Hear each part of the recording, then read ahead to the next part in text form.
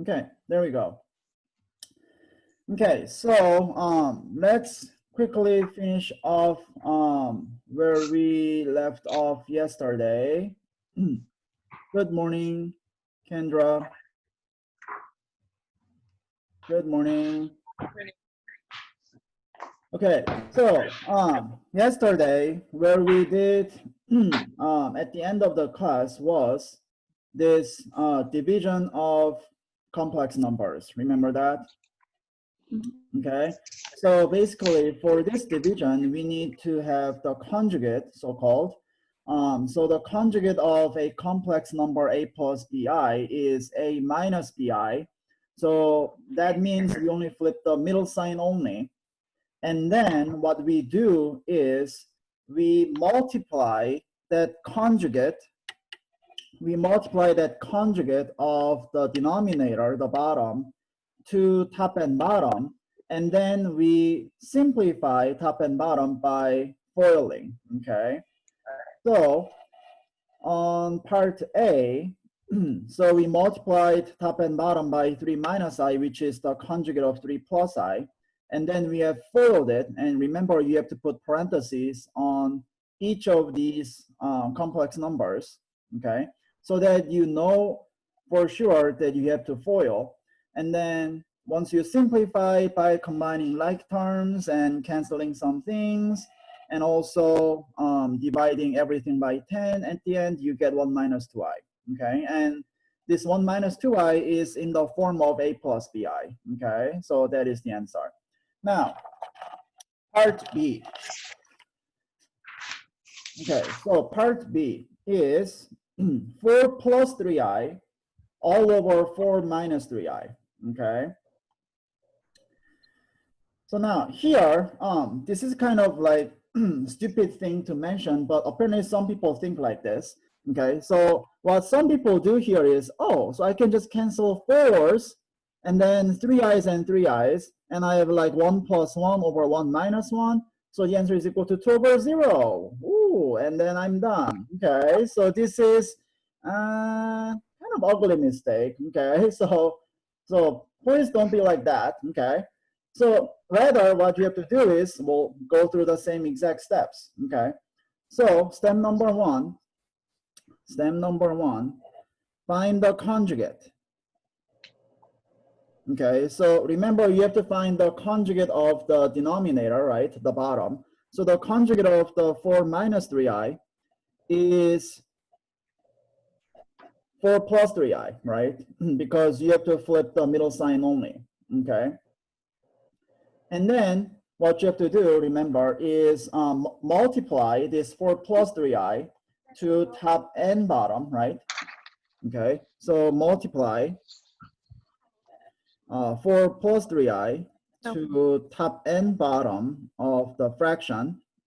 Okay, so 4 plus 3i and then 4 plus 3i right here, okay?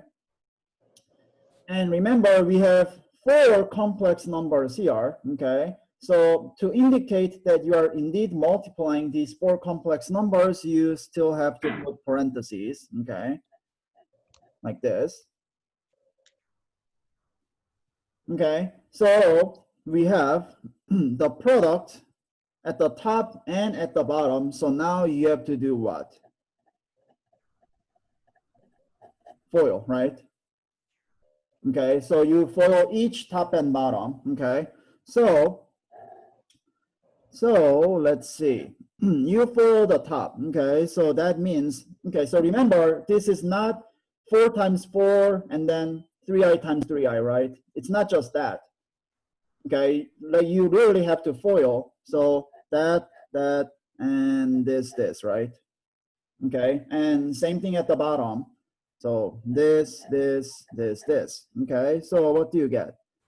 16 plus 12i, and then another plus 12i, and then plus 9i squared, right?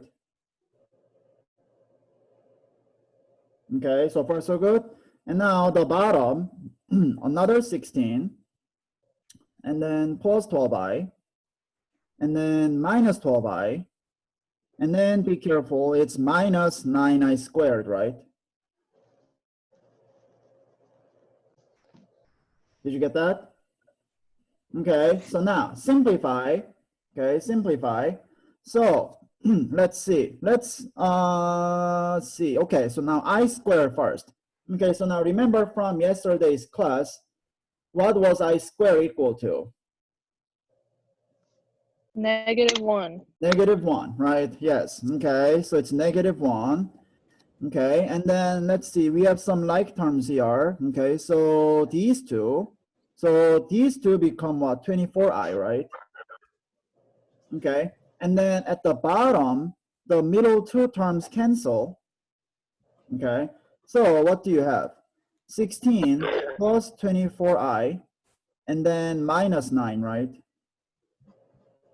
Okay, for the top. And for the bottom, it's 16. Okay, and then be careful, it's minus 9 times -1. Okay, so that becomes plus 9, right? Okay. Okay, so now we can simplify things a bit further. Okay, so this is equal to 7 plus 24i all over 25, right? Okay, so now if this problem were on my paper exam, okay, paper exam, then if people stop right here, it would be okay. Like I can give them full credits. Now, for your homework, okay, for those who have already done homework 1 or who have started homework 1, you might have noticed that this is not okay for some answers. Why? Because if you go back to the statement of the problem, okay, right here, it says write your answer in a plus bi. Okay, so that's the standard form of complex numbers. Okay, and is this in a plus bi? And the answer is no. Okay, so this is not in a plus bi. So what do you have to do? Now rewrite in terms of a plus bi. Okay, for this one. Okay, so now what can we do? So this is kind of tricky, and sometimes people get it and sometimes people don't, like right away. So does anybody have an idea what we do to express this in terms of a plus bi? You have to make each one a fraction. Right, does everyone see that? Okay, so so think of this simple problem here. 2 plus 3 all over 4, okay? And then you have 2 over 4 plus 3 over 4. Okay, now this is 5 over 4, right? Okay, and what about this one? So again, like please don't say this is equal to 5 over 8 or 5 over 16. So this is equal to also 5 over 4, right? Okay, so what can you say? These two are the same, right? Okay, so what does this mean? Whenever you have an addition or even subtraction at the top and the same denominator, you can split the fraction, right? Okay, so that means this is equal to 7 over 25 plus 24i all over 25, like this. Okay, so now, is this in a plus bi? And the answer is very close, but not quite, right? Okay, why? Because this is by itself, but I is not in the back of some real number for this one. So what do you have to do? Pull this thing I outside of the fraction and put it in the back, okay? So what does that mean? 7 over 25 plus 24 over 25, and then write I in the back. Okay, so that is the answer. Okay, so like I said a few minutes ago, if this were the problem on the paper test, then I would be okay with this one. But since you're not taking the exam on paper, like you'll be taking it all on MyLabs Plus, you have to go as far as possible, like up to this point. And for those who have used minus plus before, you already know this. Minus plus is really mean in sometimes. Okay, like it's just really picky. It's really mean. So you have to be as explicit as possible. If you don't follow what they suggest, they cannot recognize your answer and they will say your answer is wrong. Okay, yeah, don't put any complaints on me because I didn't design my NLP, but it's just designed that way, okay, by some people, not me, okay? So even though it is annoying, like what can we do? We have to live with that, right? Okay, so that was B. And now C, okay? So if we look at C, it looks a bit simple, and it is simple, of course, if you know what's going on, of course, okay? So here, we still have to do the same thing, so find the conjugate. Okay, so the conjugate of negative 9i, okay? So now this time, there's no number in front, okay? So it could be a bit confusing, but what is the conjugate of negative 9i? Positive 9i. Positive 9i, right? Yeah, okay. Because here we have 0 in front, like 0 minus 9i, so its conjugate would be 0 plus 9i, right? Which is just 9i, okay? So you multiply 9i to top and bottom, okay, like this, okay? Okay, and if you want, you can put parentheses here, but I claim that it's meaningless because why? Everything is in a single term, okay, like one term. So it doesn't really matter to put parentheses, but if you want, if you want to be consistent, then you can. So now, how do you multiply the top? So here you don't have to FOIL, right? It's just plain multiplication, okay? So what does that mean? It's 45i, right? Okay, and now what about the bottom? For here, you just multiply the number in front, right? So negative 9 times 9, so that's what, negative 81? Okay, and then I times I, right? So that's what, I square, right? Okay, make sense? So far, so good? Okay, so now let's simplify. So here, we cannot simplify the top, but what's the only thing that can be simplified? I square, right? Which is equal to negative 1. Okay, so what do we have? 45i all over positive 81, right? Okay, and now, can we simplify this further? And the answer is yes, right? Because 45 over 81, it seems like there is something in common, right? Okay, so what is in common?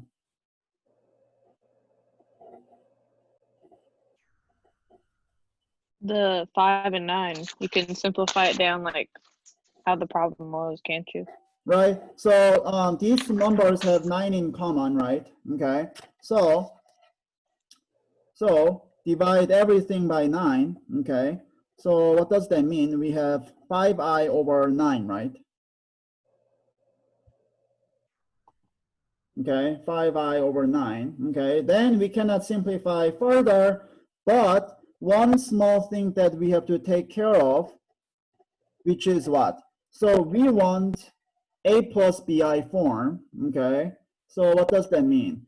Since there's nothing in front, there's no a, so the only thing that we have to do is what? Pull I out, right? Okay, and put it in the back.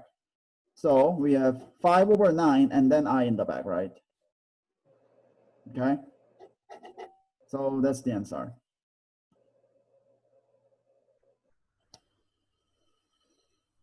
Okay, so any questions on this division of complex numbers?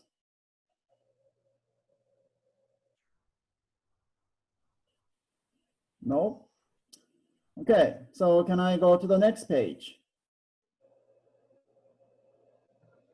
Okay, so that is it for 1.3. And now 1.4. Okay, so 1.4, let me zoom out a little bit. Okay, there we go. Okay, so 1.4 is about solving quadratic equations using 4 methods.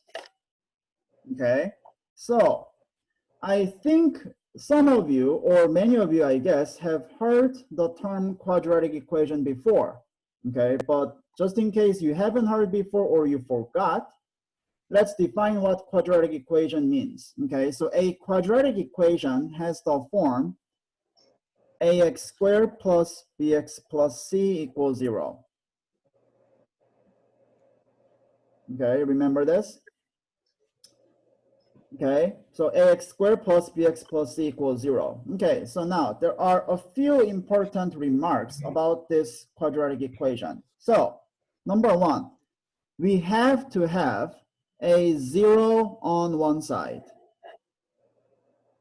Okay, and this is part of the standard form, which literally means this. Okay, so the standard form has to have 0 on one side, but of course that doesn't have to be the case for all problems. Okay, so we may have to disobey this rule for some occasions, and you'll see why. Okay, but that is the standard form. And A, B, and C, okay, the numbers in front basically, they are real numbers, okay? But the equation works best when they are whole numbers, okay? So what does that mean? So sometimes we may see things like maybe something like this, okay? And maybe some of you have seen this kind of ugly equation before, and unfortunately, we will see one problem which involves a fraction, okay? But in most cases, you won't have to deal with fractions. The reason is simple, because people don't like fractions, even though I like it, but anyways, okay? So it works well when they're whole numbers, so that means we have something like something like this, okay? So apparently this looks a whole lot better than this, okay? But just keep in mind that A, B, and C can be anything. Now, also, this quadratic equation works best when A is positive, okay? So what does that mean? A is the number in front of x squared, okay? And we could see something like this. So this is fine, okay? So this is totally fine equation, but the thing is, that guy bothers most people, okay? So in this case, we have to do something in order to make this A positive, okay? So namely, change the signs, okay? So now, to solve these quadratic equations, there are multiple methods, in fact 4, and this is the first method, zero factor property and factoring, okay? So the zero factor property, its name sounds quite fancy and hard, but actually I know all of you have seen this before. It's just nobody has mentioned about this name, okay? So here are some simple examples about zero factor property. Okay, so let's see. So 2 times 3, that's equal to 6, right? Okay, and now 0 times, let's say 5, that's equal to a 0. Okay, and say -7 times 0, that's also equal to a 0, right? Okay, so now from these 3 simple problems, what can you deduce? Okay, so the product of 2 numbers is equal to a 0. This implies what? So when you multiply 2 numbers, it's equal to a 0. And what can you say about the 2 numbers?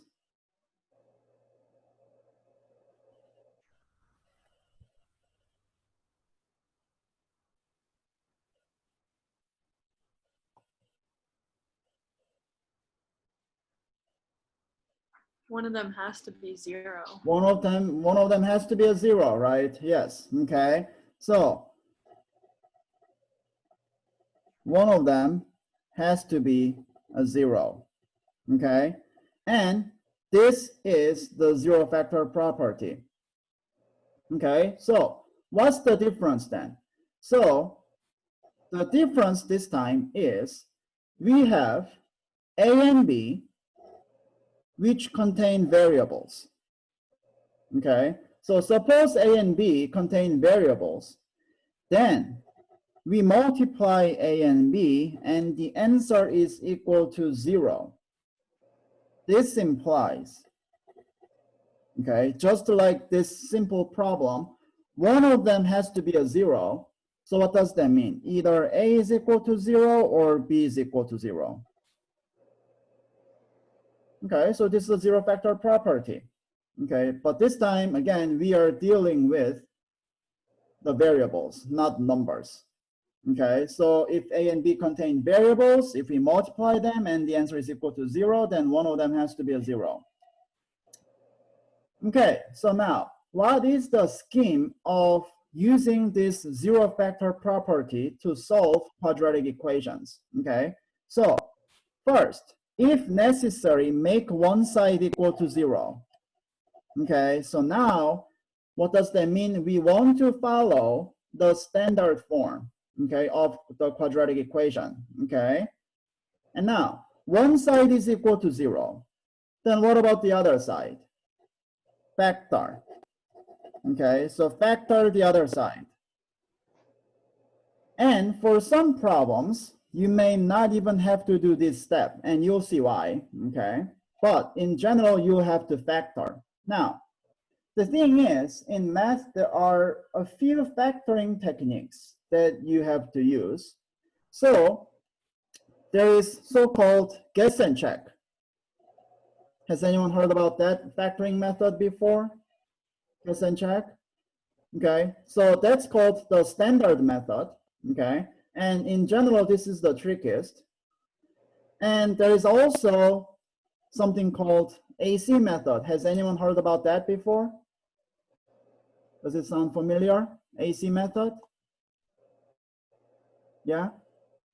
Okay. Now, what about, so here I put any other methods, but what about something called Mustang method? Has anyone heard about that before? No? Okay. Actually, it's like the formal name is like my father drives a silver Mustang or red Mustang. And I don't think any textbook mentions this, but there is such method.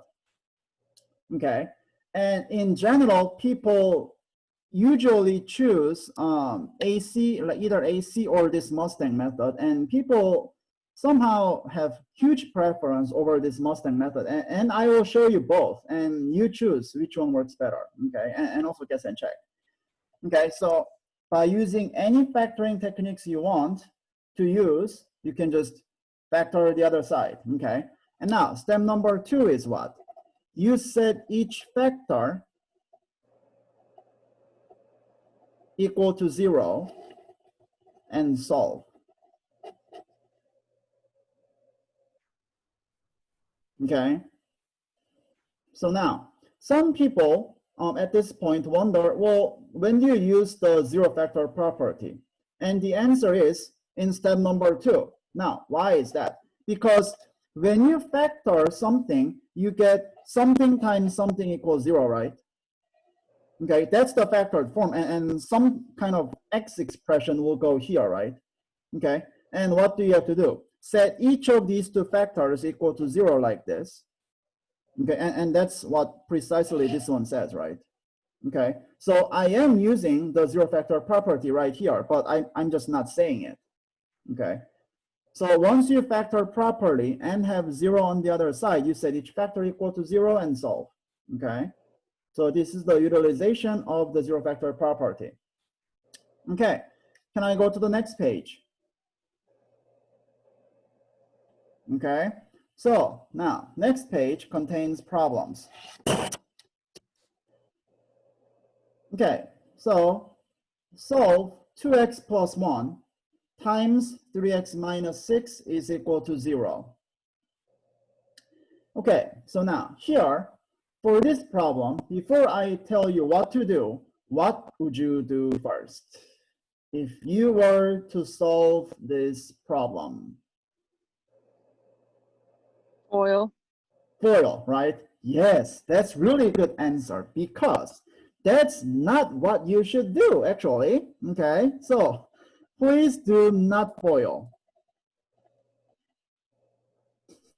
Okay, so yes, so many people choose to foil, but I claim that you don't have to foil.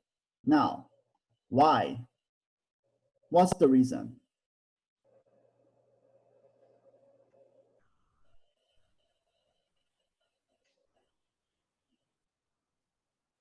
Don't you set or make each pair equal to 0 and solve? Do you see why? Okay, so now what do we want? Okay, so go back to the previous page. What do we want? We want to have two conditions satisfied. One is 0 on the other side, or like one side. And what about the other side? Factored form, right? Okay, now, do we have both conditions satisfied right here? Do we have 0 on one side?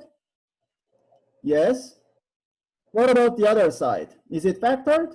Uh-huh. Okay, so what does that mean? What if you end up foiling the left-hand side? What does that mean?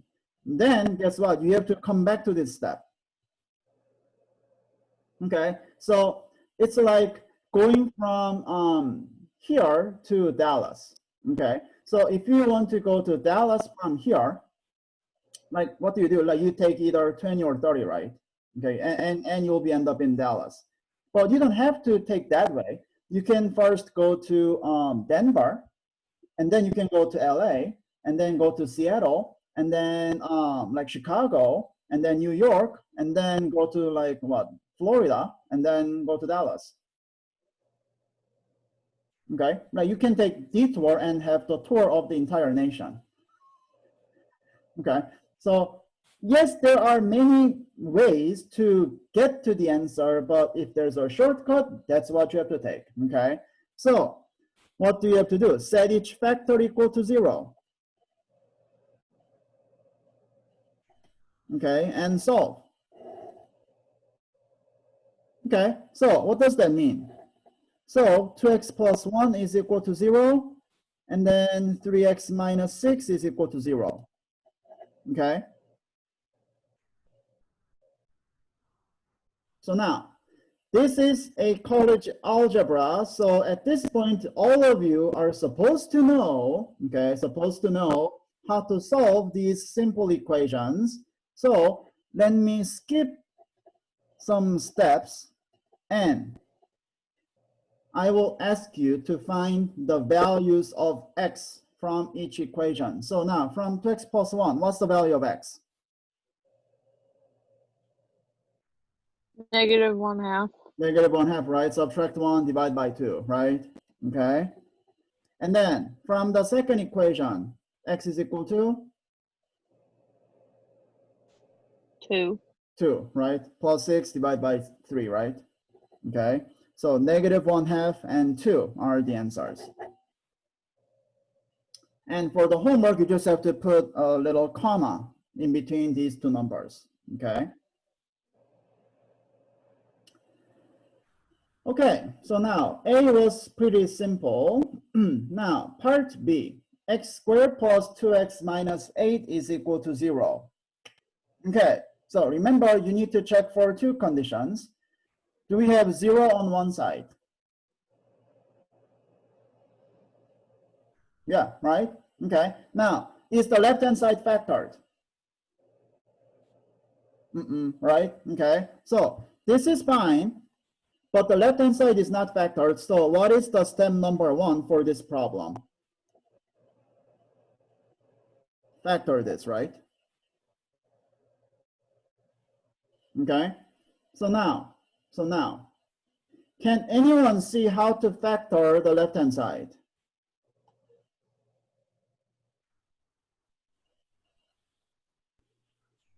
Wouldn't it be x plus 4 and x minus 2?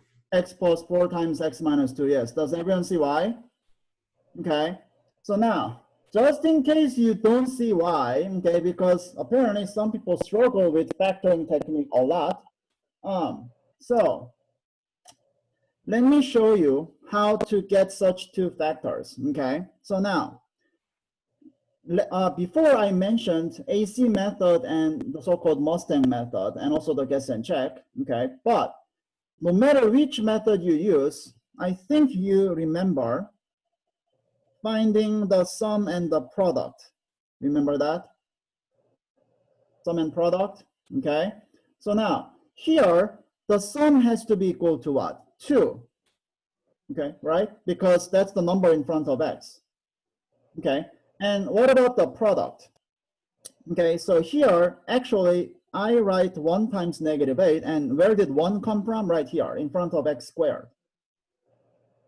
Okay, so you multiply this and this number, -8, okay, which is equal to -8. Okay, so the two numbers have to give you the sum being equal to 2 and the product being equal to -8. So what are the two numbers? 4 and -2, right?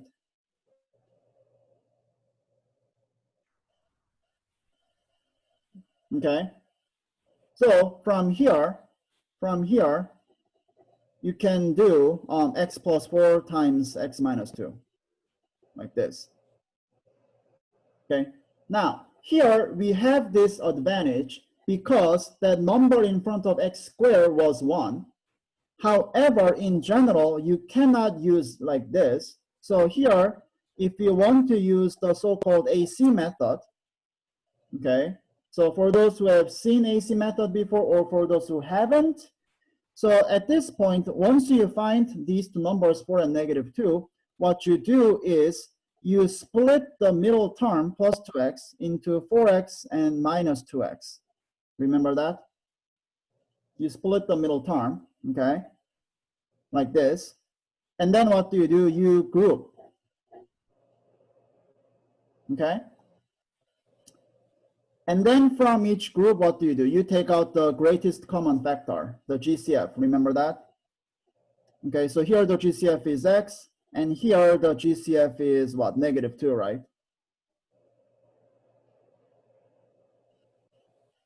Okay, so what do you get? X times x plus 4, and then -2 times x plus 4 is equal to 0, right? Okay, and then that's the common thing, so you pull it out. So x plus 4 times x minus 2 is equal to 0. Okay, so same thing. Okay, we got the same two factors. Okay, but in general, you have to use this AC method because you cannot automatically conclude, like from here, oh, so I got the two numbers, so it has to be x plus 4 times x minus 2. You cannot always do that. Okay. Okay, and let me wait until the next problem to show you the Mustang method, because the Mustang method doesn't quite work here. Okay, so now we have x plus 4 times x minus 2 is equal to 0. So now is the condition satisfied? Yes, because we have 0 on one side, right? And then we have the left-hand side being factored. So what do? Set each factor equal to 0, right? X plus 4 equals 0 and x minus 2 equals 0.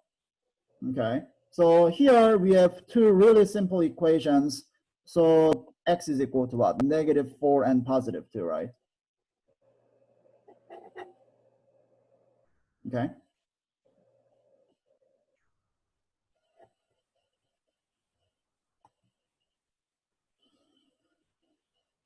Okay, so that was B. And now C. Okay, C. So 4x squared plus 4x plus 1 is equal to 0. Okay, so we have 0 on one side, so that's good. But the left-hand side is not factored. Okay, right? So step number 1, we have to factor the left-hand side. Okay. So now, let's mimic what we did in part B, okay? So what did we do? We found the sum and the product, right? Okay, so we'll do the same thing. So here, the sum has to be equal to what?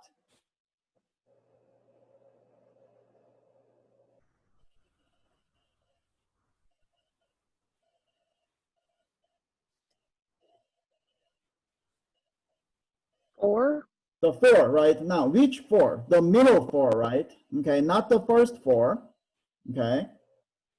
And what should be the product?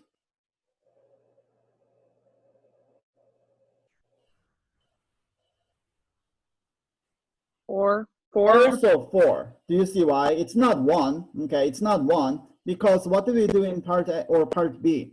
Multiply this number and that number, right? So what do we do? Multiply that 4 and that 1. So it's again 4, okay? So the sum of two numbers is 4, and the product is also 4. So what is the only option? 2, 2, right? Okay, that's the only case. Okay, so it's either 1 and 4 or 2 and 2, but 2 and 2 is the only way, right? Okay, so now from here, you cannot say x plus 2 times x plus 2 like this. Okay, you cannot say this because that number is not equal to 1. Okay, so now here you have to use either AC or Mustang. Okay, so now let me start off with the AC method. Okay, so AC method says you have to split the middle term.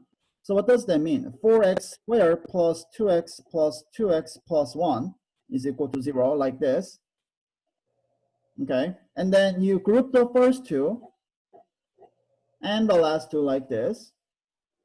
Okay, and from each group you take out the GCF, the greatest common factor. So from the first group, the GCF is what? 2x, right? Okay, and then from the second group, what's the GCF?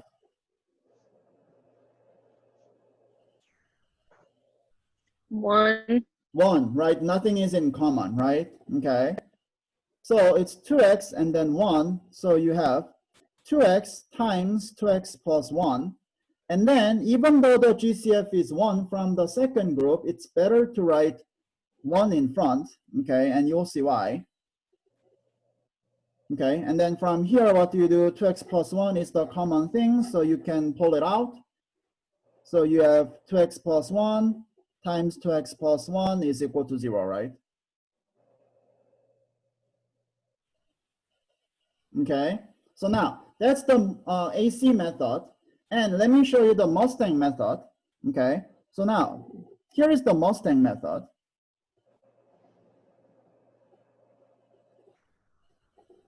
So now for the Mustang method, what you do is, so once you get these two numbers from here, the sum and the product, what you do is you write x plus 2 times x plus 2 is equal to 0 like this. Okay, now you might say, well, you said you cannot write x plus 2 times x plus 2, so why do you write like this?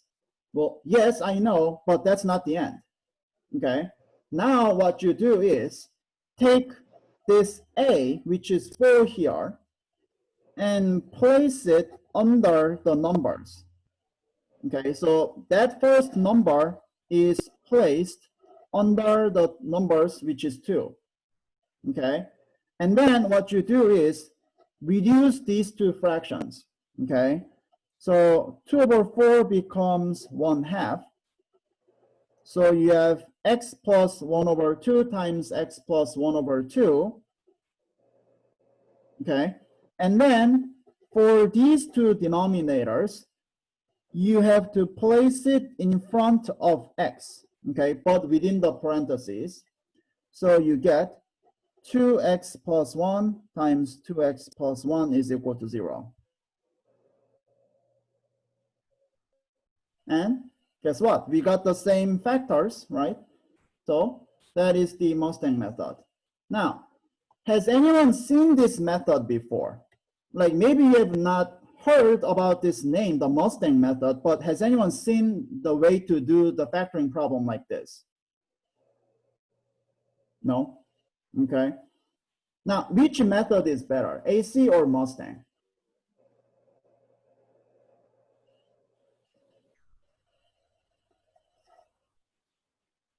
Or maybe you don't like either method? But which is better, like in your view, like which is better to understand? I feel like Mustang is easier to understand. Mustang is easier, yeah. So that's what many people think. But apparently some people feel like extremely bizarre about this Mustang method. And if you are not comfortable with this, but if you're comfortable with Mustang, feel free to use this one, okay? I'm fine. But if you haven't seen this Mustang method before, but somehow if you love it or like it, then you can use this, okay? But this Mustang method requires some practice. If you get used to it, it becomes really neat. But if not, then don't worry about using it, okay? Anyways, now that's not the end. So now we have factored it. So now what do we have to do? So step number 2, we have to set each factor equals 0. Okay, so what does that mean? We have these two factors, 2x plus 1. So 2x plus 1 is equal to 0 and 2x plus 1 equals 0. Okay, so what do you get? X is equal to what?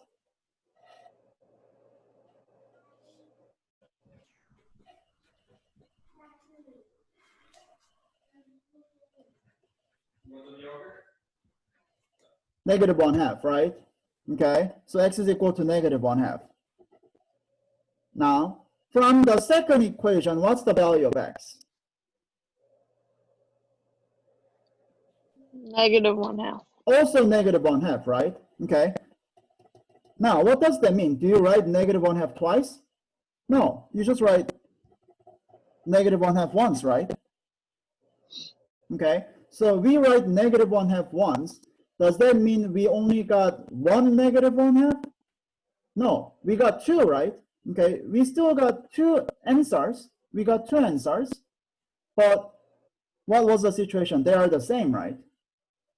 Okay, they were the same, so we just write them once, right? Okay, but actually we got two, although they are the same. Now, is there a name to denote this phenomenon? Like the two numbers repeat or are the same? And the answer is yes. The name is multiplicity. And we will learn this multiplicity formally in chapter 3. Okay, but until then, you don't have to know its name. If you get two same numbers, just write it once. Okay.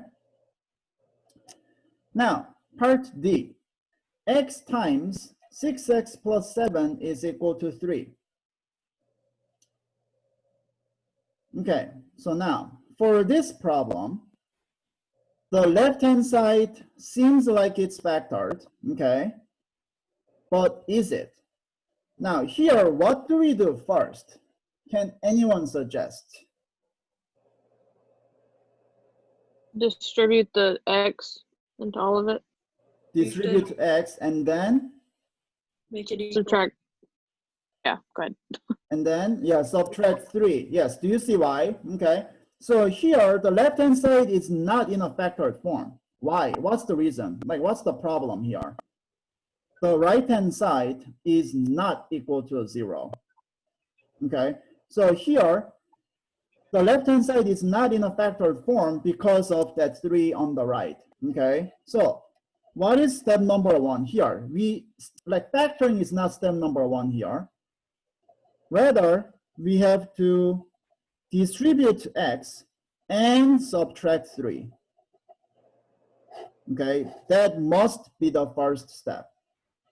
Okay, so that must be the first step. So what does that mean? 6x squared plus 7x. And then you move 3 to the left. So what does that mean? Minus 3 equals 0, right?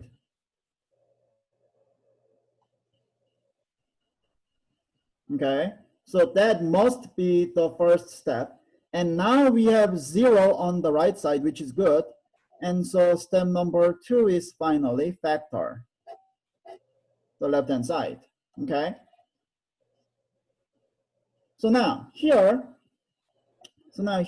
you still have to find the sum and the product. So here the sum has to be what? 7, right? Okay. And now, what should be the product? So again, the product is not just -3, right? You have to multiply 6 and -3, which is equal to -18. Okay. So now the sum is 7 and the product is -18. Are there two numbers that satisfy both conditions at the same time? Yes, right? What are the two numbers? 9 and 2. 9 and 2. Okay, so now the sum of 9 and 2 are not 7. It's 11. Just kidding. Just kidding. Well, but you're close, like really close. It's because it's a negative, isn't it? Okay, so where's negative sign? Ah.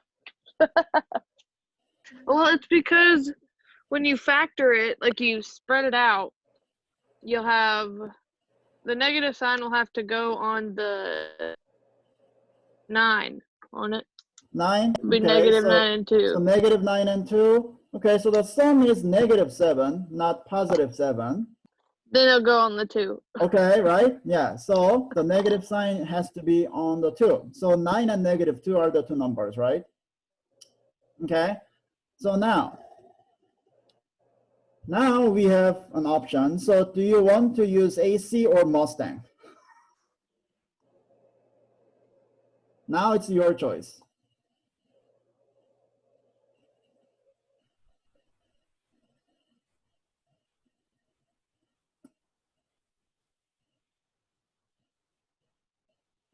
Whichever method you feel comfortable with.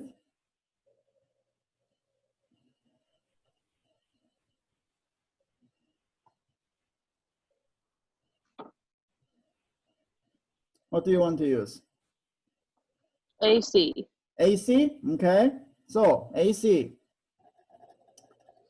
So what does AC say? So from here you split the middle term, right? So 6x squared plus 9x minus 2x and minus 3, right? Equals 0. Okay. And then what do? You group the first two and the last two.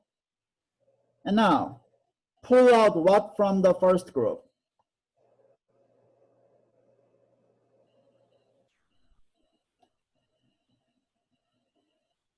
What's the GCF?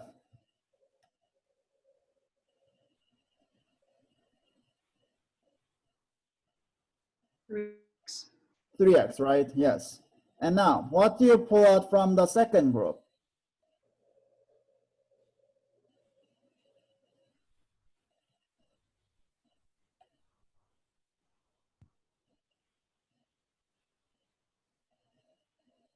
-1. -1, right? Yeah. Okay, so the GCF is 1, but you pull out the negative sign as well. Okay, so you have 3x, and then times 2x plus 3, and then minus 1 times 2x plus 3 equals 0, right? Okay, so 2x plus 3 is in common.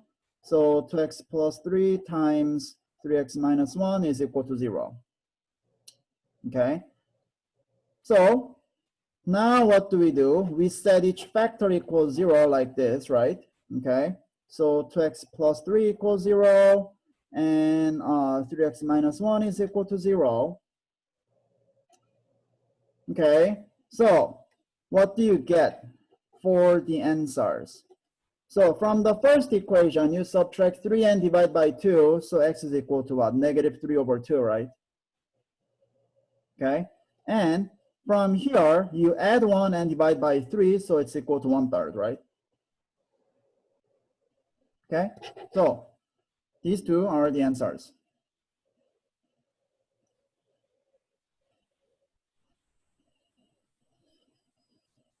Okay, can I go to the next page?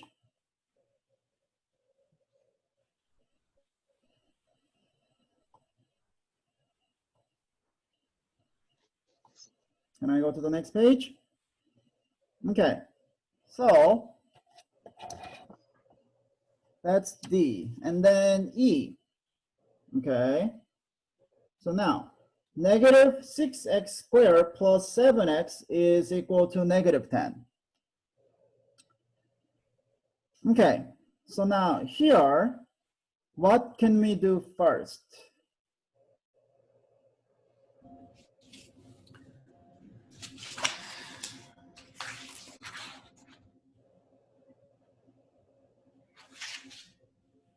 Do you subtract 10? Okay, so subtract negative 10. So what does that mean? Add 10, right?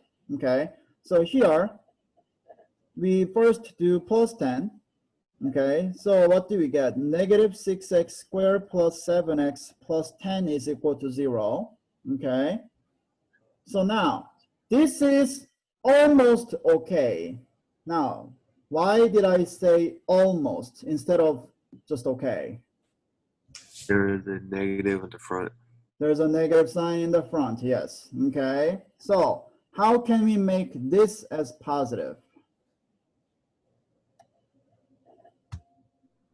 Switch signs, right? Okay, so change signs. Now here, you have to change sign of what? Not just this, right? You have to change signs of everything, okay? Okay, of each term.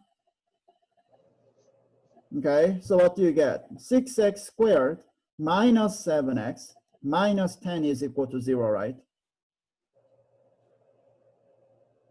Okay, so now the next task is obvious factor, this left-hand side. Okay, so the sum and the product remain the same. So the sum is negative 7. Okay, and then what's the product? Product is what? 6 times negative 10. So that's negative 60, right? Okay, so now can you see the two numbers that satisfy these two conditions?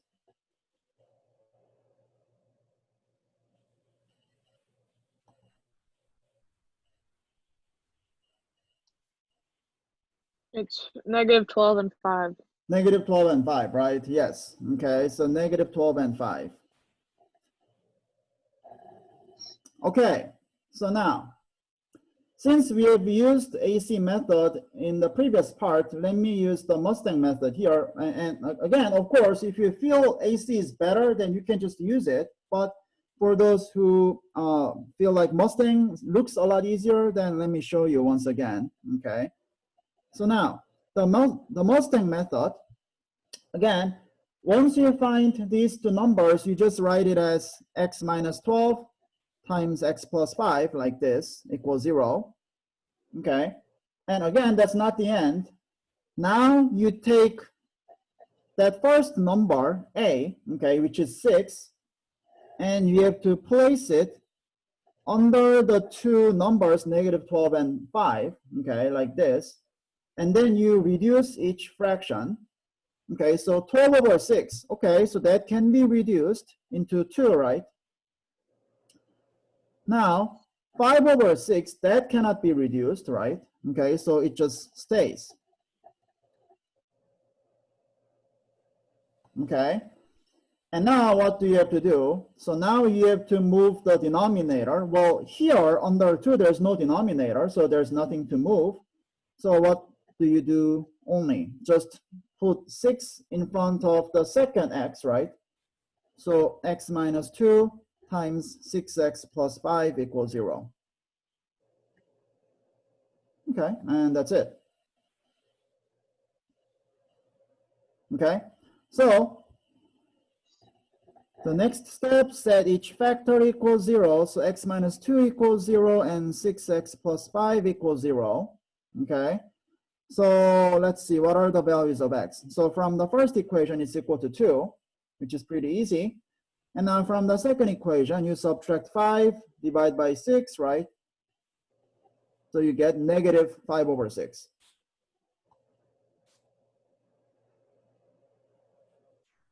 Okay, so those are the answers.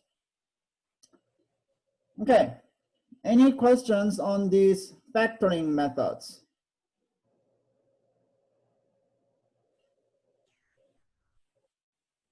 Okay, so now for those who don't like factoring methods because you just don't like factoring, please practice, because factoring, you have to know it. Okay, so please practice, and if you still have any questions, especially on the Mustang method or even AC method, just feel free to let me know during my office hours or through my email. Okay, so now method number 2, square root property. Okay, so now this can be tricky. So now the square root property is used only when you have this specific form. Something squared is equal to a number, okay? And here, this something contains a variable, okay? Mostly x, of course. And then the right-hand side is a number, okay? It's a number, okay? And moreover, this something square here, okay? So this something square, this one is isolated by itself. Now, what does that mean? There's nothing multiplied in front, there's nothing added in the back or even in the front, okay? So it's by itself on one side. Okay, so now, what is the formal statement of the square root property? Something square equals the number means, okay, so how can you remove this square, the power 2? You have to take the square root, right? Okay, so that's the only way. So when you take the square root, what do you get? Like this. So you just have something on the left-hand side. And what about the other side? It's just square root of the number, right? Okay. Now, that's not the end, though. It's square root of a number or negative square root of a number, like this. Okay. So now, in math, many mathematicians, including myself, are fairly lazy. So in the past, they came up with some kind of notation to combine these two things into one expression. Does anybody know how to combine these two things into one statement? You have to use a symbol, some kind of symbol.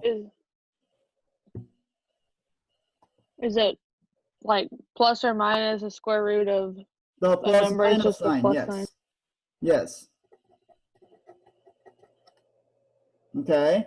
And here, please do not forget this plus minus sign. Okay. Please don't. So the square root property, when you take the square root, it involves the plus minus sign. Okay. So let's put it into the scheme. Okay. So on the factoring method, we had one side equal to 0, but this time we just have a number on the right hand side. So what does that mean? We don't want to make one side equal to 0. So what do you have to do? We have to send all pure numbers to one side. Okay. In other words, we do not make one side equal to 0. So that's kind of the special case here. And what about the other side? The other side should look like something squared. Okay, so something that contains the variable needs to be squared. Okay, and then apply the square root property. And I said be careful here. Why?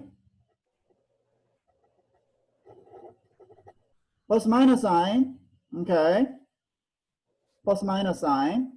Please do not forget about this, okay? Plus minus sign, that's important, okay, for the square root property. Okay, and again, that something square needs to be isolated by itself on one side. Okay, so now let's get to the problems. So, number 2, part A. Solve 29x or 29 minus x squared is 0. Okay, so now here, what can we do? So we don't want to make one side equal to 0. So what do we have to do?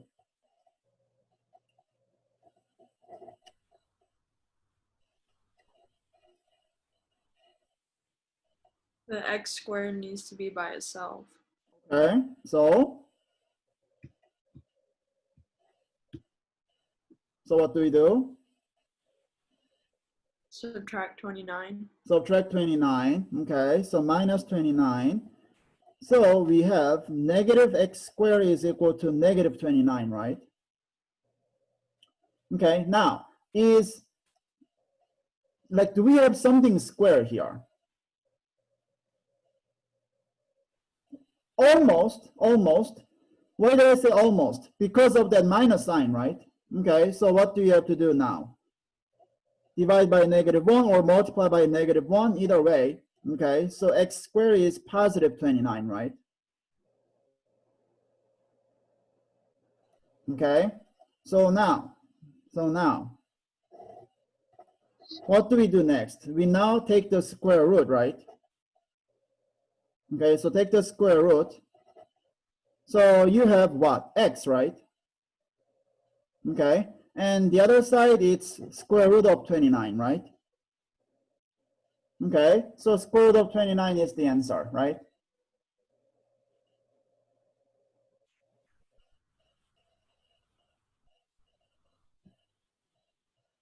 We are done, right?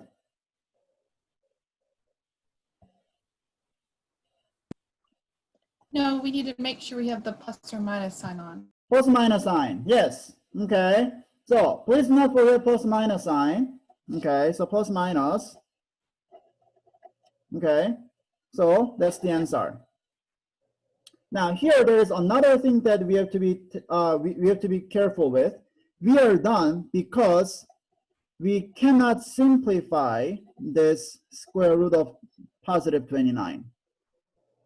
Okay, but in general, if you get something like this, then you must simplify this square root. Okay, so going back to this scheme here, let me add, put plus minus sign and simplify the square root. Okay, so that's also important. Okay, so you have to worry about two things, plus minus sign and simplifying the square root.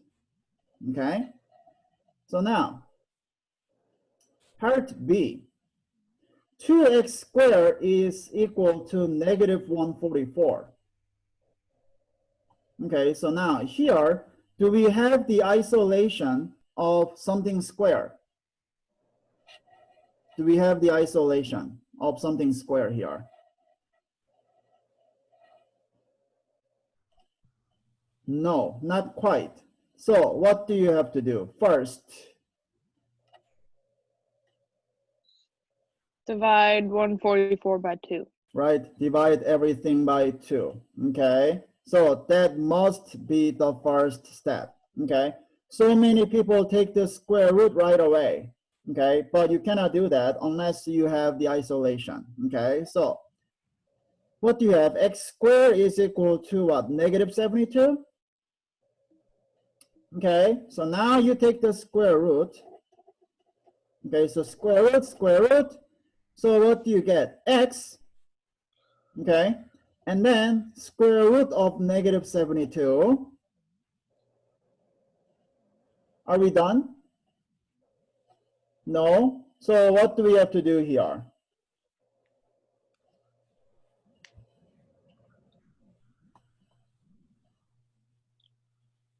You have to,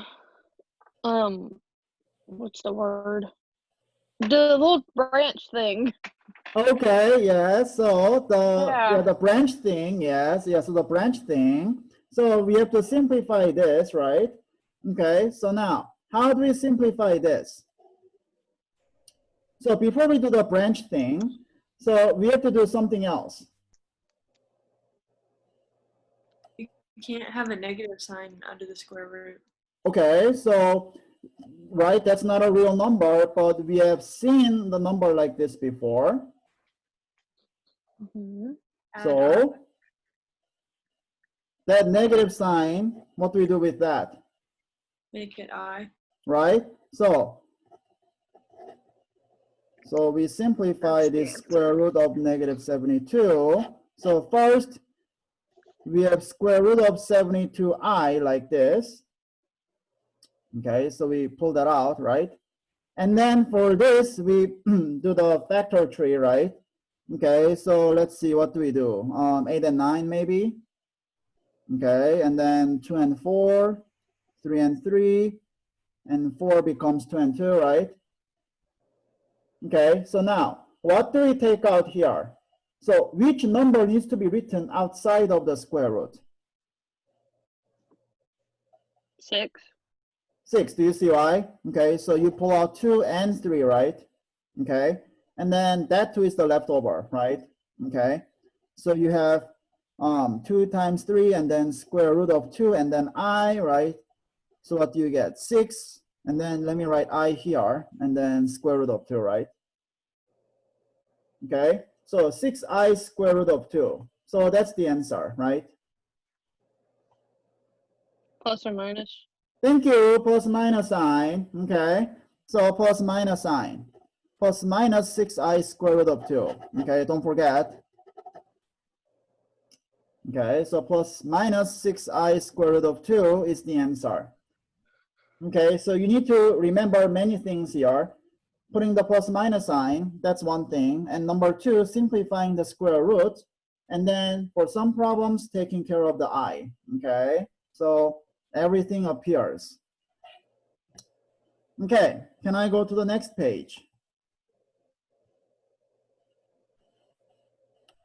Okay, so now,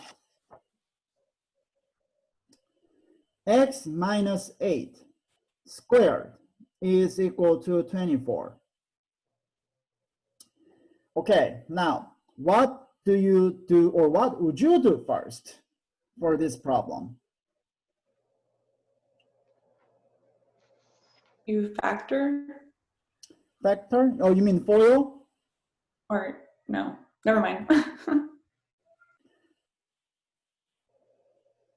Okay, so now, here, some people tend to FOIL this left-hand side.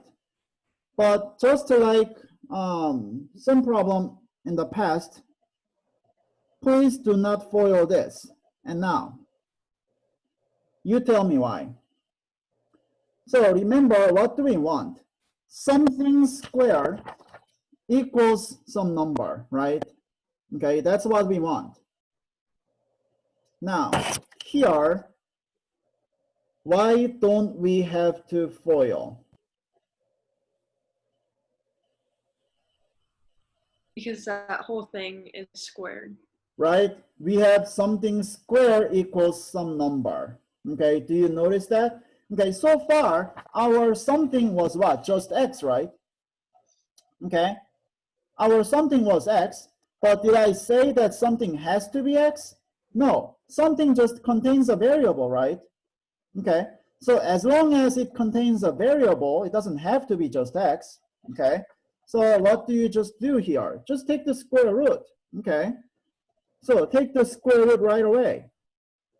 Okay, so square root, square root. So what do you have? The left-hand side is just x minus 8, right? Okay, and now, what's the other side? Square root of 24, right?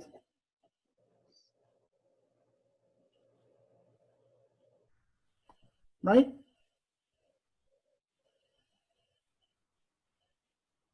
Yeah? Square root of 24?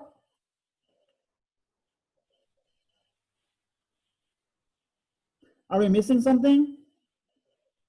Yes. You have to subtract or add 8 to both sides. Before that. Oh, plus or minus. Thank You've you. got Plus to- minus sign. Okay. Yeah. Yeah. So the sad fact is, so many people forget to put plus minus sign when they apply the square root property. So I end up begging people like numerous times in a semester. And normally my begging, like the number of my begging reaches like double digits in a semester. And there we go. Guess what? Like we already hit like once or twice, right? Okay. Yeah. So please do not forget plus minus sign. Okay. That number hit twice already. Okay. And that's not a good sign. Anyways, so step number 2. Okay. Step number 2. Okay. So yes, we add 8. So we get x is equal to 8 plus minus square root of 24. Okay. So now here you can write plus minus square root of 24 plus 8 like this. But it's better to write like this, and I will tell you why in a minute, okay? So this is okay, but this is better.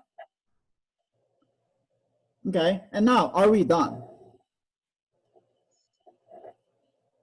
Oh, we can simplify. Now we have to simplify square root of 24, yes. Okay, so now, when you simplify square root of 24, what do you get? Is it 2 square roots of 6? 2 square root of 6. Do you see why? Okay, so like 4 and 6, 2, 2, 2, 3, right? So pull out that, and that's the leftover, right? Okay, so it's 2 square root of 6. So what's the answer? 8 plus minus 2 square root of 6. Okay. Now, when you do your homework, some problems may say, separate your answers by a comma, okay? Then what you have to put is 8 plus 2 square root of 6 and 8 minus 2 square root of 6 like this, okay? But again, that's just like extra tedious thing that MLP always asks people. Okay, so now D, negative 2x plus 5 squared is equal to negative 8. Okay, so now here, do you follow the left-hand side?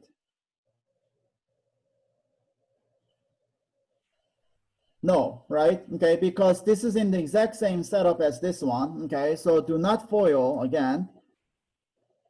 So what do? You take the square root right away, right? Okay, so you take the square root like this.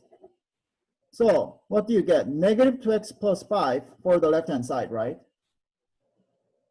And now, what is the right-hand side? Square root of negative 8, right?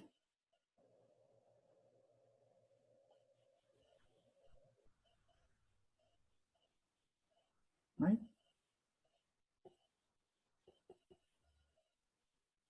Are we missing something?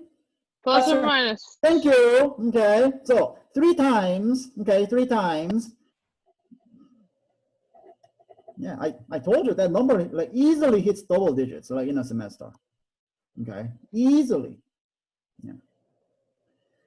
You know, like that's why I sometimes tell students that like, look, if I have to like kneel before you, like because I'm just like tired of begging, like then would you put plus minus sign? And they say, oh no, like we're not gonna forget about it. But anyways, so plus minus square root of negative 8. And now what do we do next?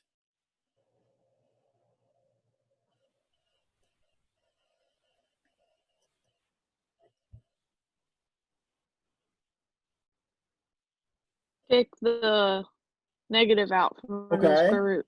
Okay, so simplify the square root. So simplify this. So we have I square root of 8, right? Okay, and then we can simplify square root of 8 a little bit further.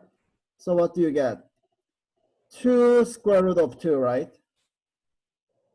Okay, so we have 2i square root of 2. Okay, so we have of negative 2x plus 5 is equal to plus minus 2I square root of 2. And now what do you have to do?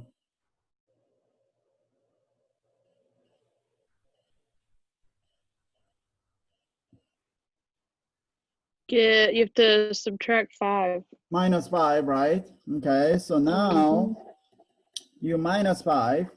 So what do you get? Negative 2x is equal to, again, you can write minus 5 in the back like this, but I will write negative 5 in front. Okay, like this. And then you divide by negative 2, right? Okay, so what do you get? All over 2, all over 2.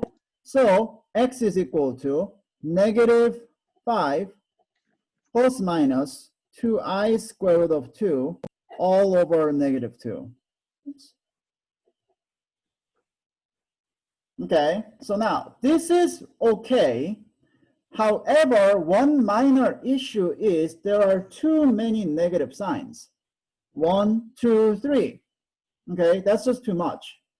So in particular, how can we get rid of the negative sign at the bottom?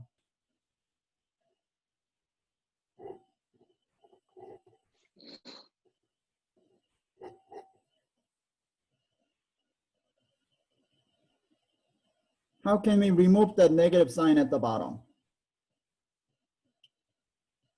Multiply by negative 1. Times negative 1, yes. Okay, so times negative 1, like this. Now, when you do that, you are changing this entire fraction. So to match the balance, what do you have to do? Times negative 1 at the top as well, right? Okay, so what do you get? Positive 5, and then multiplying by negative 1 to the plus minus sign means what? You have to flip it, right? It's minus plus, and then 2I square root of 2 all over 2. Okay, now here's my last question. What does minus plus mean?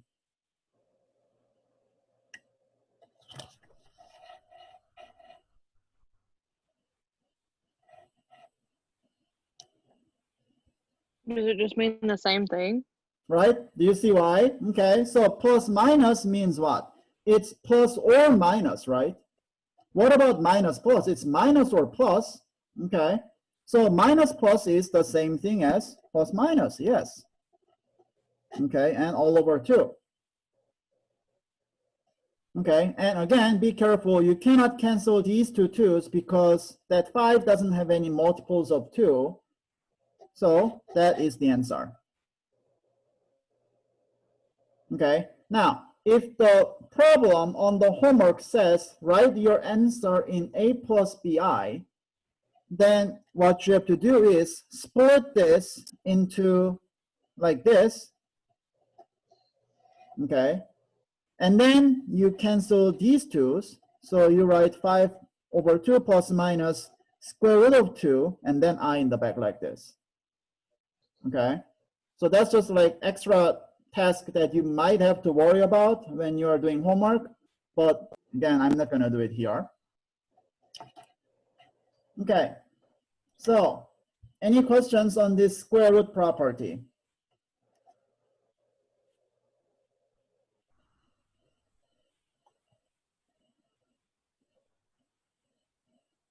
Okay, so now that was method number 2, and now method number 3, completing the squares. Okay, so method number 3, completing the squares. Okay, has anyone heard about this completing the squares before? Does it sound familiar? Yeah, okay, so now some high schools I know that teach this method, but some don't. Okay, so it's up to them. Okay, like I mean, like I'm not saying that like not teaching this in high school makes your high school feel bad, but some high schools do teach, some high schools don't. Okay, so this one is a little bit weird. Okay, so this completing the squares mean we want to express ax plus ax squared plus bx plus c equals 0, the standard form of quadratic equation, into something like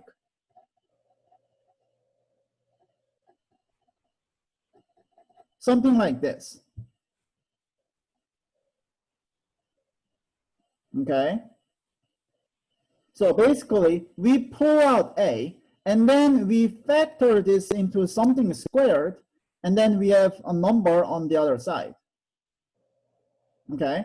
Now, the thing is, when you have this kind of equation, like this, things become a bit tricky to solve. So to make our lives very simple, I will focus only on the case where A is equal to 1. Okay, so you have this, which is a whole lot better to solve. Okay, so what's the scheme of doing the completing the squares? Number one, we send the pure number to one side. Wait a minute, have we seen this scheme before or this step before? Yes, for the square root property. Okay, so this means we do not make one side equal 0 once again. Okay, so completing the squares and the square root property are the two methods that we do not make one side equal 0. Okay, so it's quite important. And now that is the main body of the step. Divide the coefficient of x by 2. Now, coefficient, okay, so here comes another magic word. Have you heard about coefficient before? Okay, what does coefficient mean? The number in front of x, right? That's the coefficient, remember that? Okay, so divide the number in front of x by 2 and then square it. Okay, so what does that mean? This one. Coefficient of x divided by 2 and then square the whole thing. And then you add this number to both sides. Okay, so you add this to both sides. Okay. Then for the left-hand side, you factor. Okay. And if you have done your factoring correctly, you get something squared. And what about the other side? It's just a number. Okay, so something square equals a number. Have we seen this setup before? Yes, it's the setup of the square root property. So use the square root property at the end. Okay. So basically completing the squares requires the square root property. Okay. And the thing is, even though this method is taught by some high schools, I haven't seen many students who have used this method properly. Okay. Like until they learn this, like again, like right here. Okay. So let's get to the problems. Can I go to the next page? Okay. So go to the next page. So since this completing the squares is a bit tricky, I have only prepared two problems. So solve by completing the squares. X squared plus 10x minus 20 is equal to 0. Okay, so now here again, if you are trying to factor the left-hand side, I wish you the best of luck. And why? Because no matter how hard you try, you cannot factor this. Okay, so you must use something else. Okay, completing the squares. So what do we first have to do?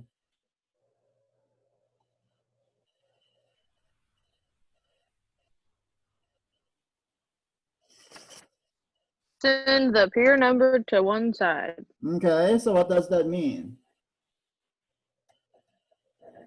Don't you send 20 to the other side? Right, add 20. Okay, so x squared plus 10x is equal to 20. Okay, and then what some people do is, okay, so we can take out x from the left-hand side. Okay, you are not factoring it until the end, remember? So now what does the step number 2 say? Divide the coefficient of x by 2, right? Okay, so now what is the coefficient of x?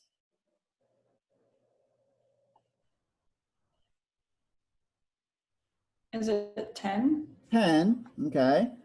And now divide it by 2, and then you have to square it, right? And now what is 10 over 2 square equal to?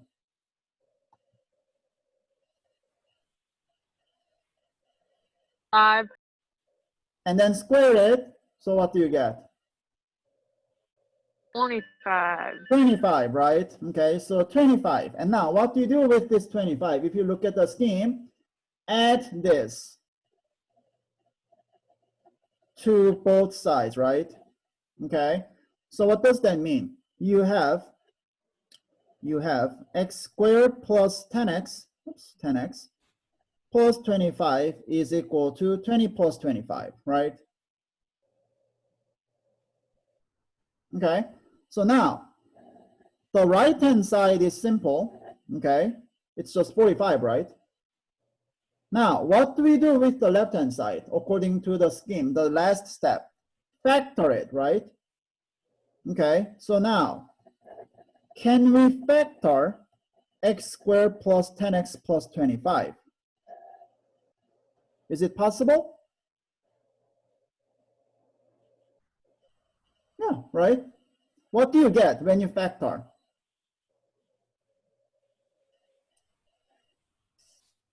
Five and five. Okay, 5 and Plus 5. five, x plus five. Right, x plus 5 times x plus 5, right? Okay, so x plus Yeah. 5 times x plus 5 is equal to the right-hand side, 45, right?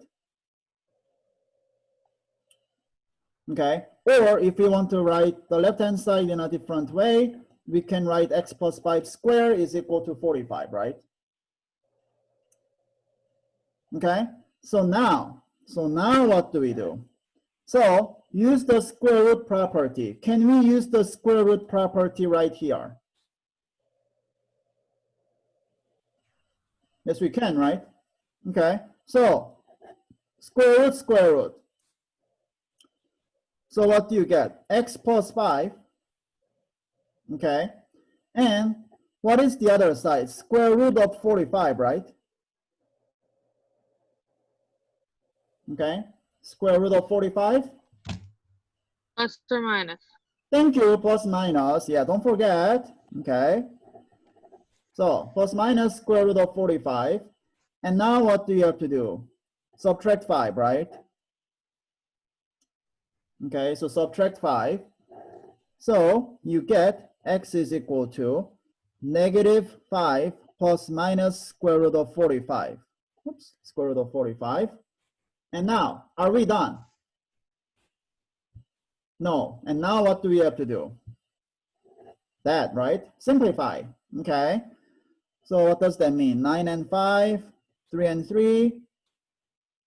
So what do you get? X is equal to negative 5 plus minus 3 square root of 5, right?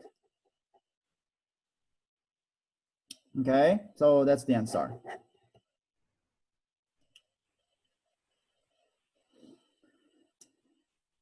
Okay, so now that's A, and then B. X squared minus 2x minus 2 is equal to 0. Okay, so now here, what do we do first? Add the two? Plus 2, right? Yes. Okay, so plus 2. So x squared minus 2x is equal to positive 2.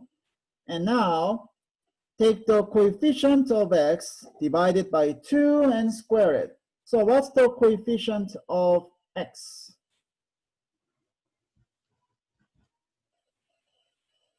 It's negative 2. Negative 2, right? Divided by 2 and square it. What is this number equal to?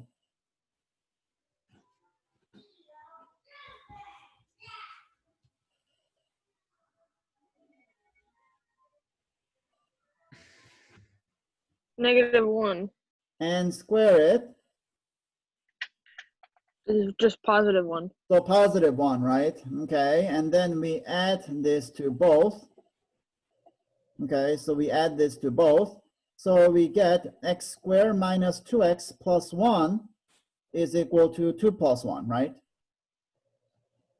Okay, so now what do we do? So for the left-hand side, we factor. Okay, so factor the left-hand side. Can we factor this? Yes. Okay, what times what? X minus 1 times x minus 1. X minus 1 times itself, right? And is equal to Yes. 3. Okay, it's not 2 anymore, right? Because we are adding 1 to 2. So we get x minus 1 squared is equal to 3. And now, what's the next step?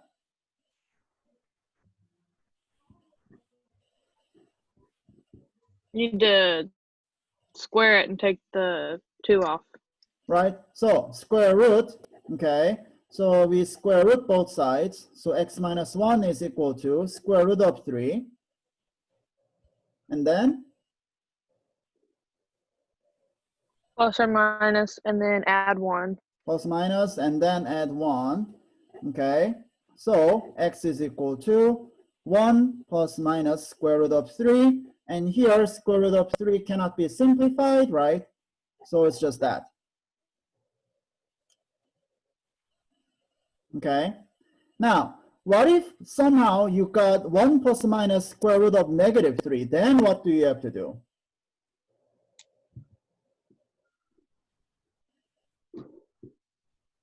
Take out I, right? Okay, then you have to do this, right? Now, what if you got square root of -8? Then what do you have to do? It's 2 square root of 2, right? And then I, right? Okay, so just keep in mind that for some problems, you may see the negative sign, and then, you have to take care of an I, and then also simplifying the square root. Okay, so it's just not the end. Okay, so. Okay, any questions for the completing the squares?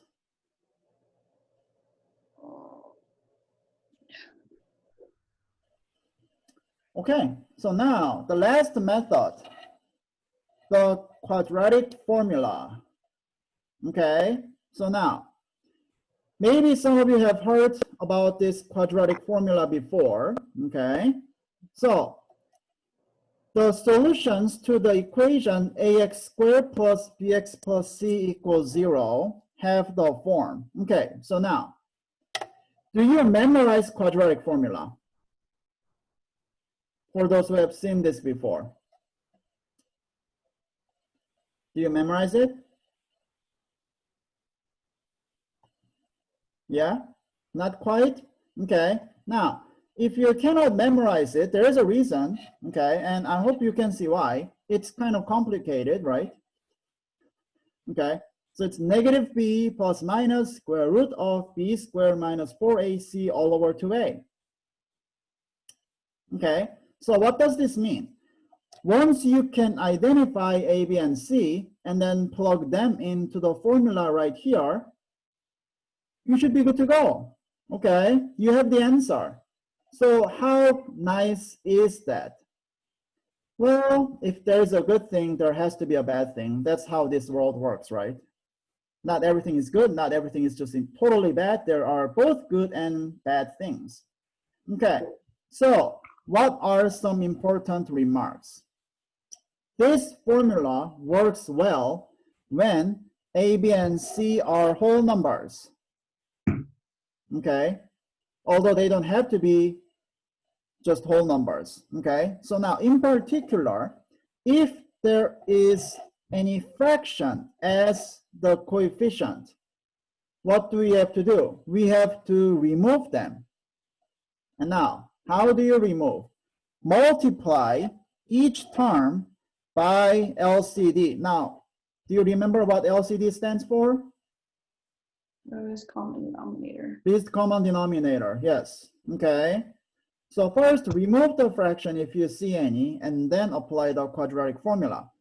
And now step number 2, or the remark number 2. Make one side equal 0.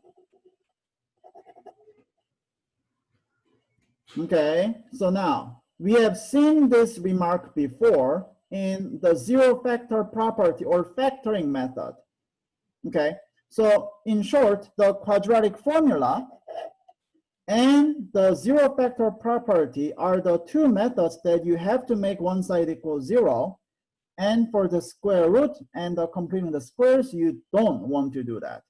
Okay, so there are two cases. Okay, and now, since this quadratic formula involves the square root, you have to worry about simplifying the square root, which may contain the negative sign, and you know what to do. Okay, take out the I, right?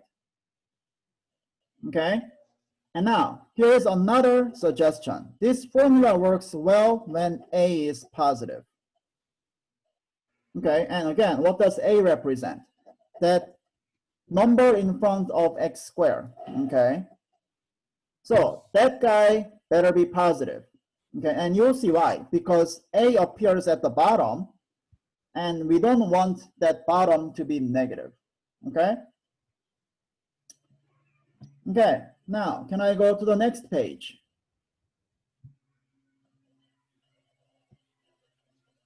Okay, so now next page. Now let's work on these problems. So solve using the quadratic formula. X squared plus 6x is equal to 3. Okay, so now what do we do here first?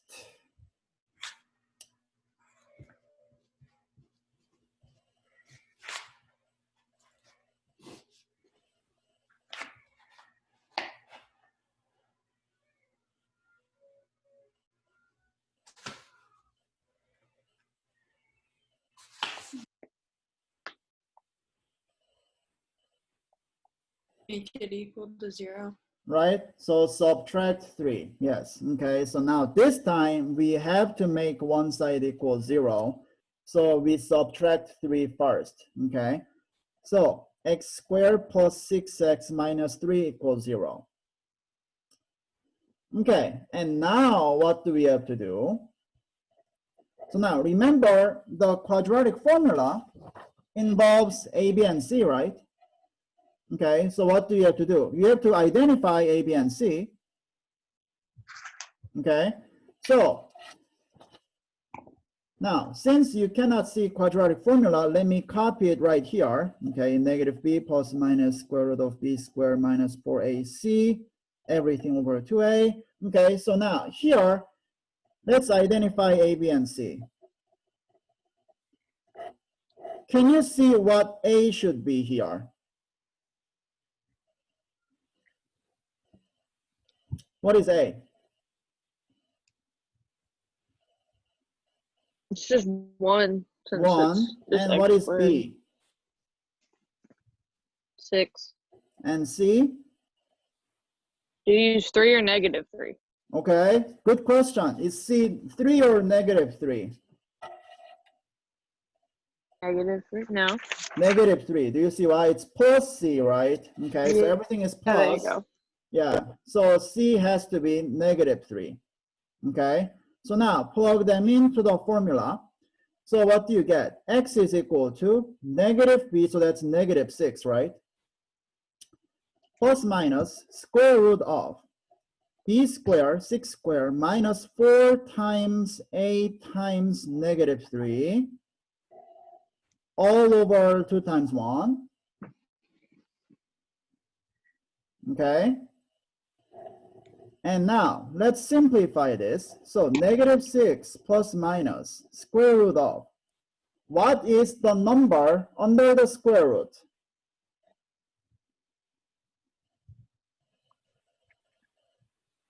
1.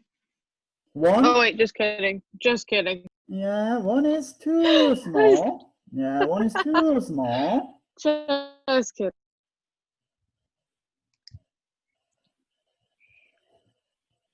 Okay, so one warning is lots of people make algebra mistake under the square root right here. Okay, so you have to be very careful. What is the number under the square root?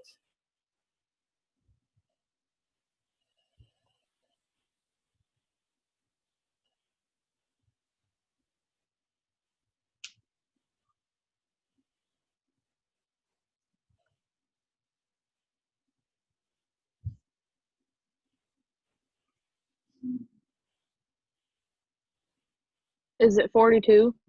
40, ooh, close. 40, No, not 2. just kidding. So That's that's the 6 math squared is wrong one. what? 36, right? Yeah. And then what about this? Negative 12, but there is Mm-hmm. minus sign here. So 36 minus negative 12 is 40.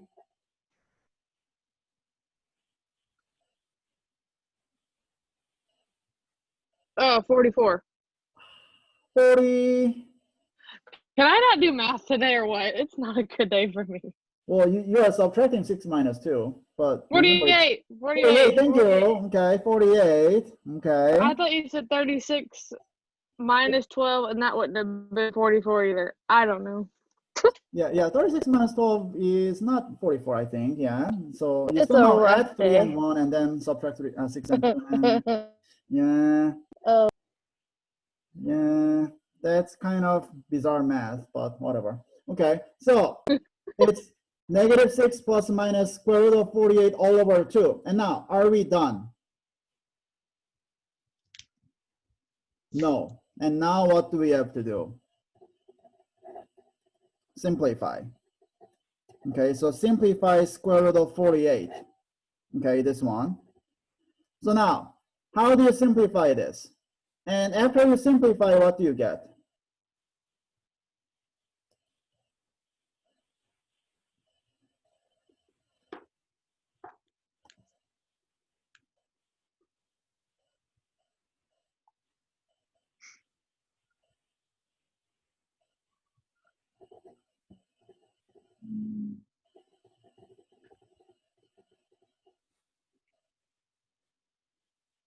So what is the number that's written outside? 2. 2, 2 and Is it not 2 square roots of 6? 2 square root of 6. I'm just gonna. I'm So you just gonna pull out stop. the I'm gonna need. 2, right? And you pull out another 2, right? And what's the leftover? 3, right? Okay. So what does that mean? 4 square root of 3, right? Okay. So what do you have? Negative 6 plus minus 4 square root of 3 all over 2. Okay. And now are we done? No. Okay. So now what do you have to do? These 3 numbers have what in common? 2, right? Yeah. Okay. So what do you get? Negative 3 plus minus 2 square root of 3. And that's the answer. Okay. So lots of things to take care of when you do the quadratic formula. First, you shouldn't make algebra mistake. Okay. And then simplifying the square root. Okay. So there are lots of key points here. And now part B. Negative 2x squared is equal to minus 4x plus 5. Okay, so now here, what can we do?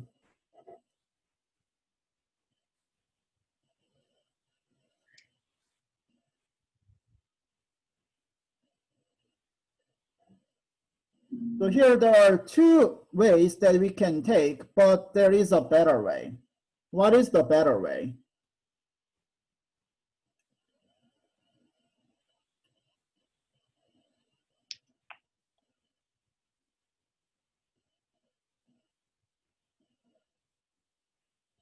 Do we add the 2x squared?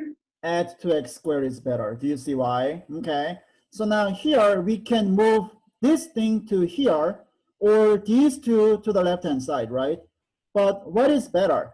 Adding 2x squared is better. Why? Because we want the number in front of x squared to be positive, okay? But this is negative, so if we add 2x squared, what do we get? 2x squared minus 4x plus 5 equals 0, right? So now we have positive a, okay?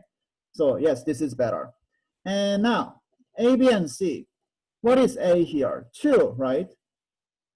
And what is b? Negative 4, right? And then c is equal to 5, right?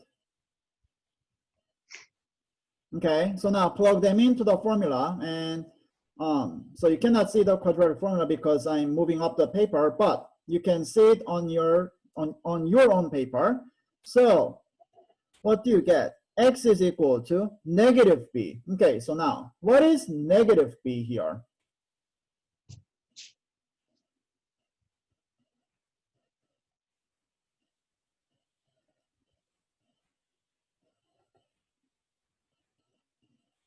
Positive 4. Would it be 4? Positive 4, right? Yeah, okay, positive 4. So 4 plus minus square root of b squared minus 4 times 2 times 5 for AC all over 2 times 2. Okay. And now, let's see, simplify. So 4 plus minus square root of. What is the number under the square root?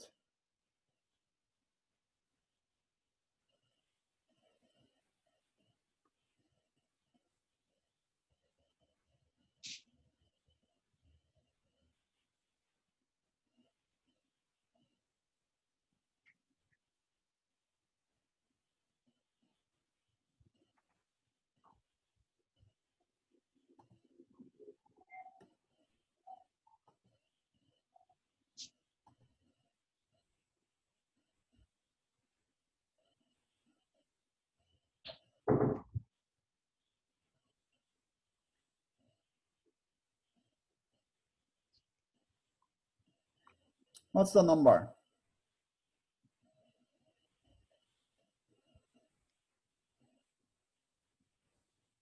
So what is negative 4 squared? 16, right? And then what is 4 times 2 times 5? That's 40, right? Okay. So is it 16 minus 40 or 16 plus 40?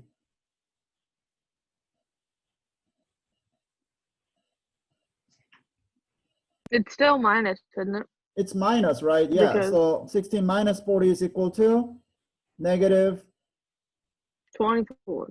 24, right? Yes. And everything over 4, right? Okay. So now what do we have to do? Simplify, right? So simplify square root of negative 24. Okay. So how do we first simplify this?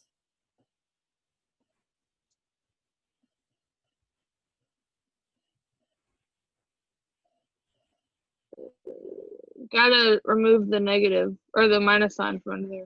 Right? So first we have square root of 24i like this.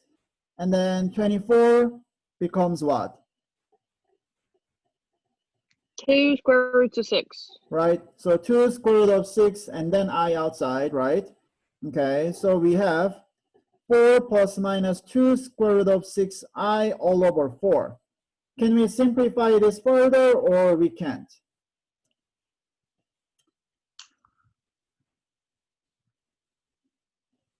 You can. We can, right? Yeah, because these three numbers have 2 in common, right? Okay, so what do you get? 2 plus minus square root of 6i all over 2, right? Okay. And of course, if you want to write this in a plus bi, you'll do, first you split the fraction, right? And then that becomes 1. Okay, so it's 1 plus minus square root of 6 over 2 and then I. Okay, which you might have to do on the homework, but I will stop here, okay? Okay, so now that's B and then C. So x minus 9 times x minus 1 is equal to negative 16. Okay, so now here, what do we do first? Don't you have to FOIL? Right, we must FOIL this time, right? And we have to do something else as well.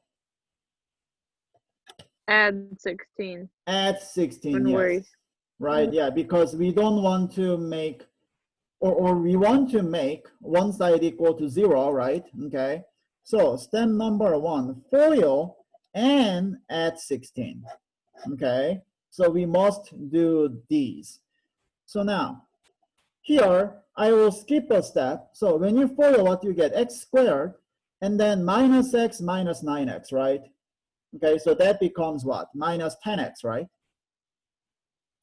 Okay, and then plus 9. And then you add 16, right? Okay, so you get that.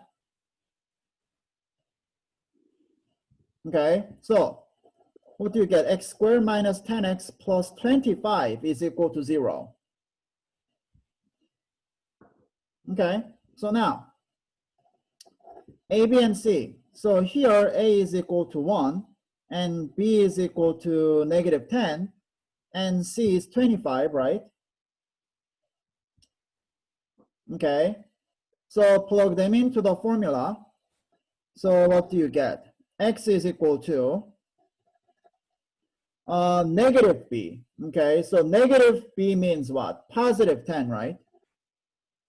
Okay, and then plus minus square root of B squared, so that's negative 10 squared, and then minus 4 times 1 times 25, everything over 2 times 1. Okay, so now, what is the number under the square root?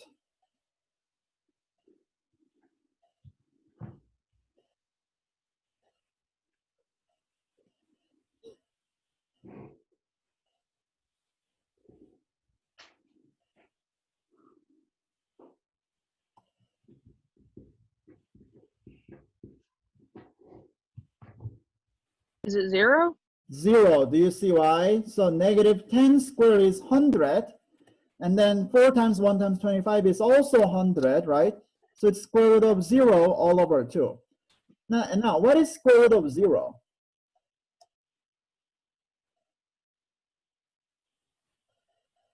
Is it 0? 0, right? So we have 10 plus minus 0 all over 2. Okay, so now what is 10 plus minus 0 all over 2? What does that mean?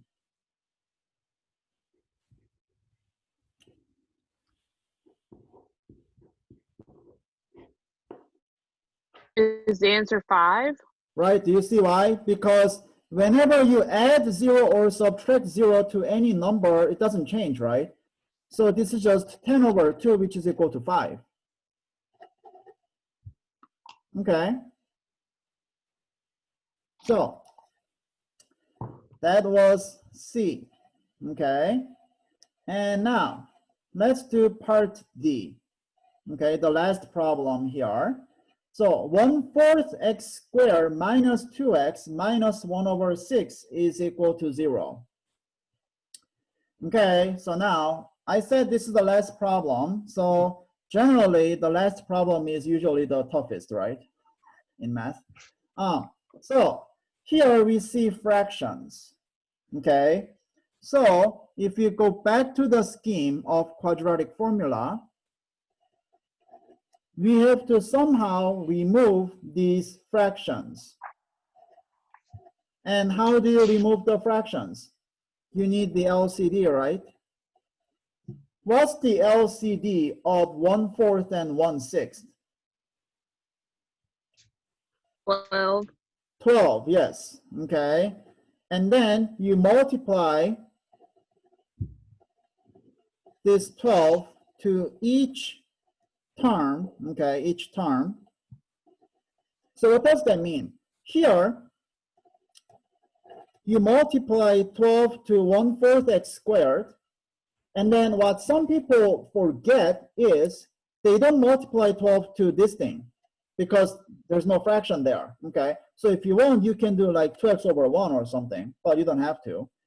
So it's minus 12 times 2x, and then minus, that's minus 12 times 1 over 6, okay, equals 0. Okay, and then you simplify. So now, what is 12 times 1/4 x squared? 3. 3, and then x squared, right? Okay, and then 12 times 2x, that's just 24x, right?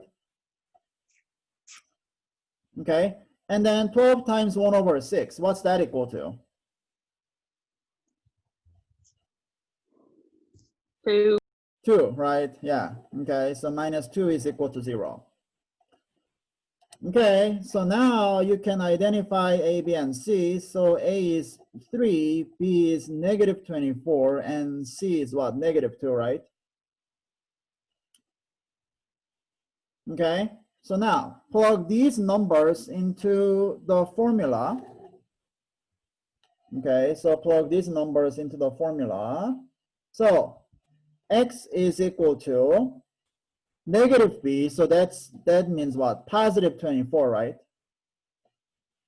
Okay, and then plus minus square root of b squared, so that's negative 24 squared, okay, and then minus 4 times 3 times negative 2, okay, everything over 2 times 3, everything over 2 times 3, there we go. Okay, so now we have 24 plus minus square root of, okay, so now what is negative 24 squared? So that means what? 24 times itself, right? Okay, so what do you get? 16, 96, and then 48, right? So when you add, what do you get? 576, right? Okay, and then 4 times 3 times negative 2. So that's what? Negative 24, right? But is it minus 24 or plus 24?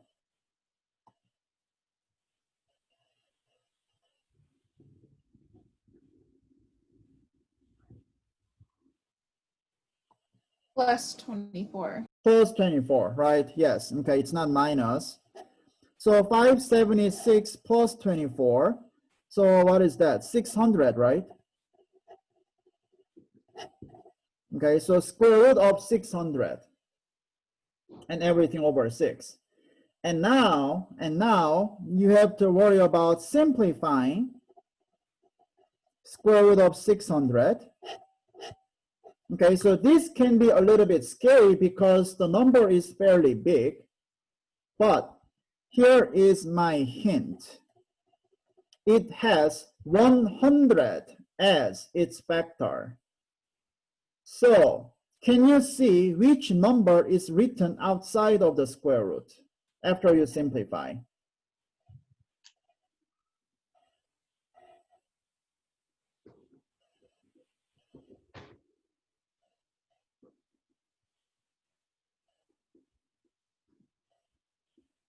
Again, 100 is the hint. Is it 10? 10, yes, do you see why? Okay, because it's square root of 6 times square root of 100, right? And what is square root of 100? 10, right? Okay, and then square root of 6 you cannot simplify. Okay, so it's 10 square root of 6, yes. Okay, so you have 24 plus minus 10 square root of 6 all over 6. Now, are we done? Almost. Now what do we have to do? These three numbers, 24, 10, and 6. Do they have something in common? What is in common? 2, right? Yeah, only 2, right? It's not 6 or 4, right? Yeah, only 2. So reduce everything by 2. So what do you get? 12 plus minus 5 square root of 6 all over 3. Okay, so that is the answer.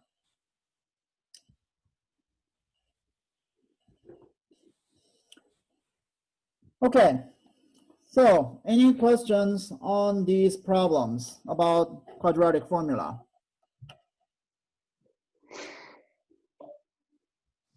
Okay, so, well, it's again noon, so we couldn't quite finish this section, but okay, so let's see. Tomorrow, so we only have a few things to go. So basically, we saw all the 4 methods of quadratic equations, and now we just have to apply these methods onto some problems. So tomorrow, we will look at a few application problems, which is not that long. And then we will jump to chapter 2. And then, let's see, my goal is to finish up to 2.2, but we'll see how it goes. Okay, anyways. So that's it for today, and have a good rest of the day, and I'll see you tomorrow at 10. Any last minute questions? Nope. Nope. Okay, so remember I have my office hours until like what, 12:30 or so. So if you have any questions, just remain on the Zoom, and otherwise I'll see you tomorrow. Have a good afternoon. Thank you. You too. Bye. Bye.